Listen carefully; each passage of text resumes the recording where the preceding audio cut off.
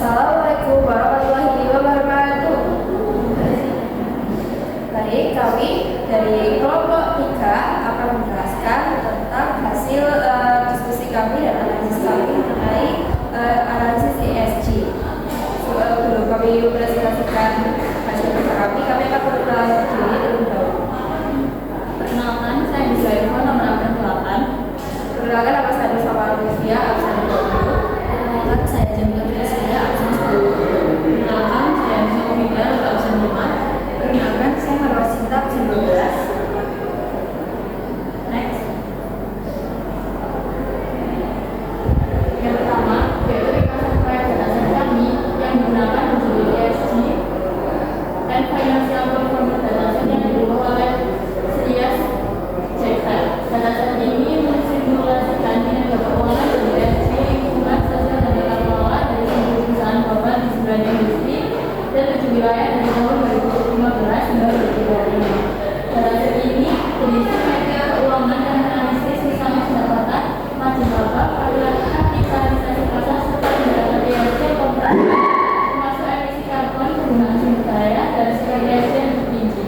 Dataset idealnya yaitu size-nya 11.000 rows dikali 16 kolom, company 1.000 entities, dan benefit annual data tahun 2015 sampai 2025.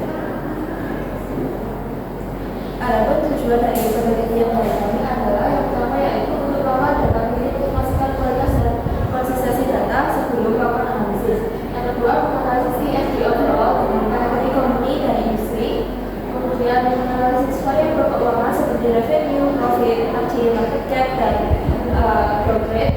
Kemudian menganalisis variabel keuangan pada tiap industri. Kemudian menganalisis hubungan setiap pilar ESG ada environmental, sosial, dan governance dengan profit margin pada tiap industri dan tiap region. Dan yang terakhir menganalisis pengembangan data ESG overall tinggi dengan range 10 teratas dan ESG overall terendah dengan range data 10 terbawah dengan variabel keuangan. Oke, penelitian yang pertama yaitu menganalisis ESG overall dengan kategori company, region, dan industri. Sebuah tangan merupakan hasil visualisasi yang sudah kami buat dan mendapatkan analisis tentang 10 perusahaan teratas dengan skala ESG tinggi didominasi oleh perusahaan yang berasal dari kawasan Eropa. Skor tertinggi dicapai oleh company 478 yang bergerak di industri keuangan dengan nilai ESG overall sebesar 1066,1. Secara rinci, perusahaan ini memperoleh skala environmental sebesar 1029, governance sebesar 1033, dan sosial sebesar 1,8. Hasil ini menegaskan bahwa perusahaan di industri keuangan di Eropa cenderung memiliki komitmen ESG yang mantap dan menyusun sehingga menempatkan mereka pada posisi unggul dalam penilaian kepercayaan. Next. Selanjutnya ada visualisasi perbedaan dari revenue, profit margin, dan market cap pada setiap region. Untuk hasil analisis dari visualisasi berikut adalah industri teknologi mendominasi dari berbagai poin keuangan yang dari revenue, profit margin, market cap, dan growth rate di hampir semua region. Di Eropa dan Latin Amerika memiliki total revenue dan market cap tertinggi secara global, sedangkan di Asia, North Amerika, dan Oceania memiliki profit margin dan growth rate yang paling tinggi. Sedangkan di Afrika dan Middle East konsisten berada di posisi terendah untuk seluruh indikator. Sektor healthcare itu berkontribusi kuat terutama pada indikator pertumbuhan. Kemudian untuk insight dan rekomendasi, industri teknologi menjadi yang paling dominan sehingga perlu diprioritaskan untuk investasi dan inovasi. Di Asia, North Amerika, dan Oceania menunjukkan pertumbuhan tercepat sehingga yang dijadikan fokus ekspansi. Kemudian di Eropa dan Latin Amerika sendiri memiliki nilai pasar besar sehingga perlu berkuat dari sisi retensi.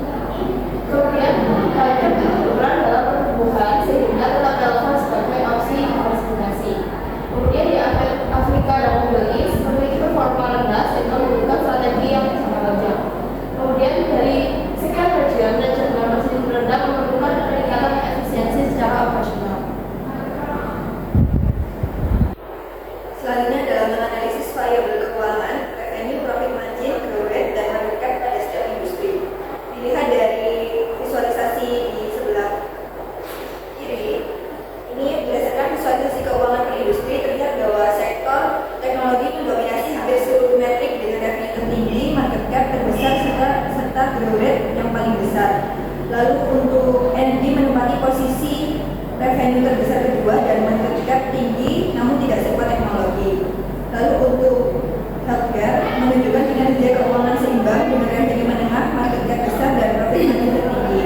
Sementara itu, utilities, transportation dan retail menampilkan revenue margin, market cap dan blue rate yang relatif rendah. Teknologi unggul dalam pertumbuhan dan valuasi, healthcare unggul dalam profitabilitas, energi unggul dalam skala penempatan, sementara sektor-sektor tradisional seperti retail, utilities, dan transportation berada pada posisi terbawah dalam seluruh indikator keuangan utama. Rekomendasinya adalah setiap industri menuntut pendekatan strategis yang berfokus pada inovasi, efisiensi, dan penguatan nilai tambah sesuai dengan kebutuhan dan tantangan sektoral masing-masing industri. Next. Selanjutnya yaitu visualisasi perbandingan istilah pilar ESG, environmental, social, governance dengan profit margin pada tiap industri dan tiap produk. Berikut merupakan kumpulan hasil analisis yang telah kami lakukan. Berikut analisisnya yaitu tidak ada korelasi langsung dan konsisten. Kemudian region dari skor ESG tinggi seperti Euro dan Amerika menunjukkan profit margin yang relatif setara dengan istilahnya. Kemudian pada tingkat industri, sektor finance dan manufacturing mencatat skor tinggi di pilar governance dan sosial serta memiliki profit margin tinggi. Kemudian untuk insight dan rekomendasinya, visualisasi tunjukkan bahwa skor ESG yang tinggi tidak secara langsung meningkatkan profit margin yang lebih didorong oleh bisnis sektoral. ESG dianggap dalam kebutuhan besar meningkat investasi wajib untuk mitigasi risiko jangka panjang. Rekomendasinya adalah fokus pada substansi tata kelola internal dan transparansi, bukan sekedar pencapaian skor guna membangun ketahanan perusahaan dan memenuhi biaya modal kerja. Selanjutnya yang terakhir adalah visualisasi perbandingan data ESG overall tinggi dan ESG overall rendah dengan variabel keuangan. Kami mengambil range data 10 teratas dan juga 10 data terbawah. Berikut untuk sebelah kanan adalah visualisasi dari hasil analisisnya. Untuk analisisnya terdapat 10 perusahaan